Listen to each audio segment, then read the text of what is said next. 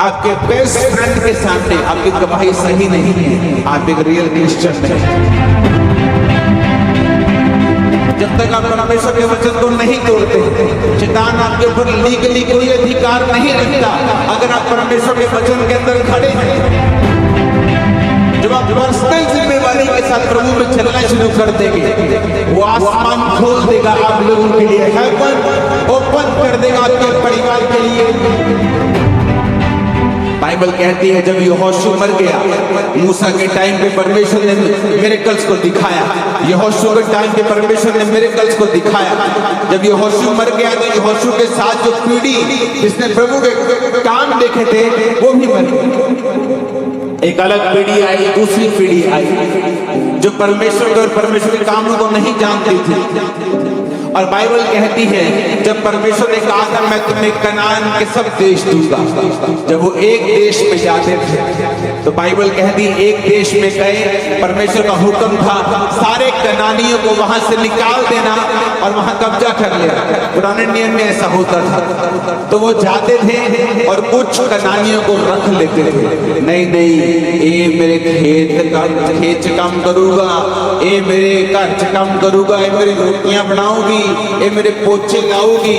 जो खेत च काम करूंगा तो खेती ਵਧੂਗੀ, जो खेती ਵਧੂਗੀ ही रब दे घर दशवंध ज्यादा दवांगे।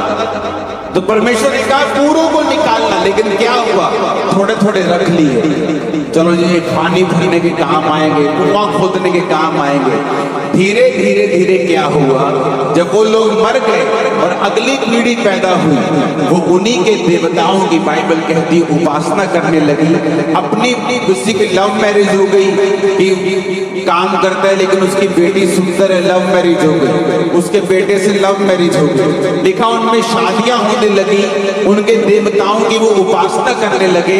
और वचन में लिखा है परमेश्वर ने कहा था कि जब तुम मेरी वाचाओं से मुड़ जाओगे, मैं तुम्हारे शत्रुओं को आज्ञा दूंगा कि वो तुम पर कब्जा करें और तुमसे काम करवाएं, तुम्हारे बीजों को खा जाएं और तुम बेचैन रहोगे। और सारे वचन उनकी लाइफ में पूरे होने लगे। रीजन ये कि परमेश्वर की आज्ञाओं को माना नहीं।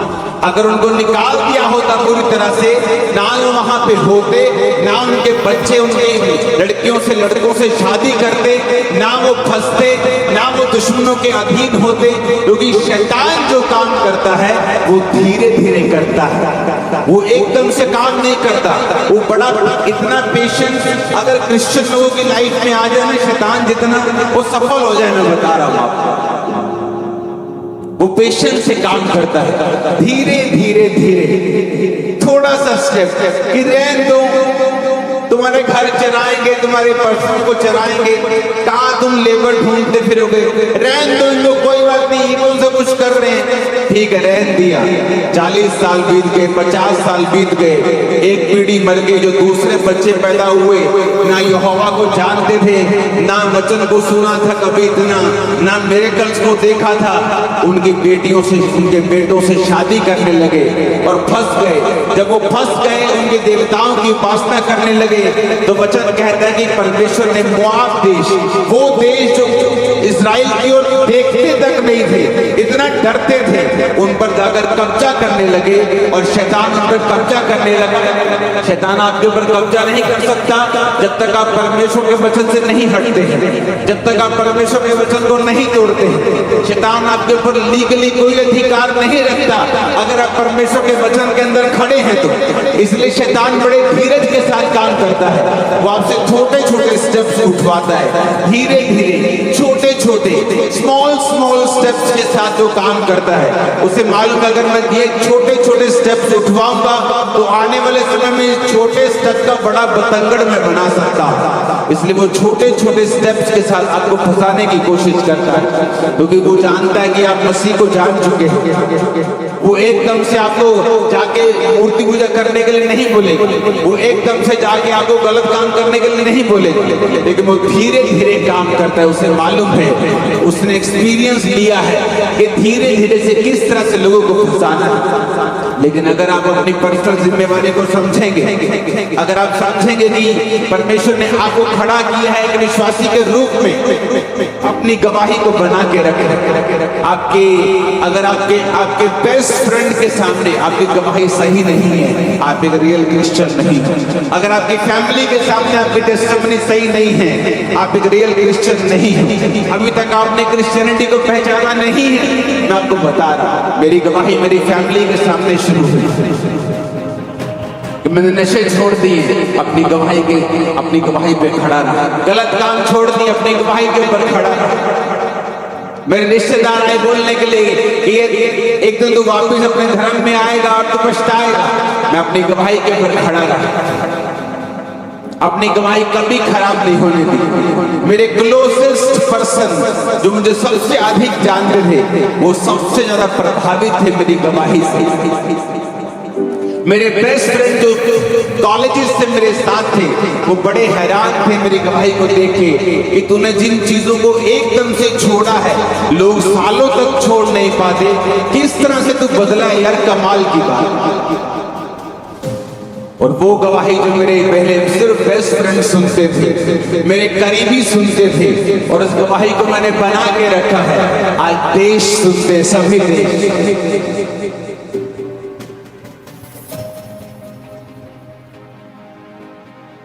कैसे शुरू हुआ?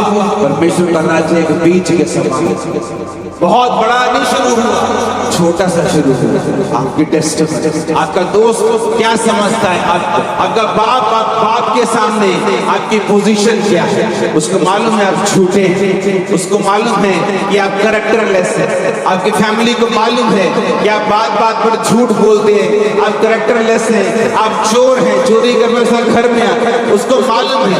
अगर घर में गवाही खराब है तो चीज जो घर में खराब है परमेश्वर से पब्लिक में कैसे लेके जा सकता है? जो लोग आज बिगड़ चुके हैं, जो पास्टर आज बिगड़ चुके हैं, वो पहले बिगड़े हुए नहीं थे। उन्होंने शुरुआत अच्छी की थी, मसा लिया, लेकिन मसा लेने के बाद ये जो डिस्ट्रैक्शंस होती हैं ये आपको छोड़ती नहीं। कुछ गिर जाते हैं, कुछ बच जाते हैं, लेकिन हर एक व्यक्ति सही रीति के साथ शुरू करता है। अगर परमेश्वर ने उसको कुछ दिया, अपनी पर्सनल जिम्मेवारी को सुने और समझें और ध्यान रखें। अगर आपके पड़ोसी को मालूम है कि आप एक चुगली करने वाली औरत हैं, आप हर तरह की चुगली अपने पड़ोसी से करते हैं, तो किस मुंह से आप जाके उसे बताएंगे कि जीसस क्राइस्ट माफ करने वाला परमेश्वर, जीसस क्राइस्ट ऐसा करने वाला परमेश्वर? क्योंकि आपकी टेस्टिमनी आपके पड़ोसी के सामने खराब हो चुकी।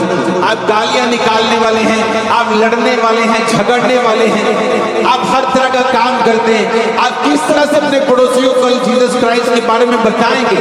जब तक आप अपने जीवन को अपने कर्मों से साबित नहीं करते कि अपने पड़ोसियों को, अपने करीबियों को, तब तक परमेश्वर की लाइफ में काम नहीं करें। उनको नजर आना चाहिए कि विजिबल फर्क, एक ऐसा फर्क जो नजर आए आपकी लाइफ में, आपकी फैमिली में, आपके फाइनेंस में। इसलिए मैंने कहा ये फाइट है, आपकी फाइट होनी चाहिए कि मेरा फाइनेंस लो है, लेकिन परमेश्वर मैं तेरे वचनों पे चलूंगा, अपने फाइनेंस को हाई करूंगा, ताकि जितने लोग मुझे देख रहे हैं ये देखें कि परमेश्वर ने मुझे ब्लेस किया है और लोग तेरी ओर मुड़े। जब आप पर्सनल जिम्मेवारी के साथ प्रभु में चलना शुरू कर देंगे, वो आसमान खोल देगा आप लोगों के लिए, हेवन ओपन कर देगा आपके परिवार के लिए, हेवन ओपन कर देगा आपके फाइनेंस के ऊपर। हर तरह की बरकत आपकी फैमिली में, लाइफ में होगी। आमीन। और ये आशीष आपकी होगी।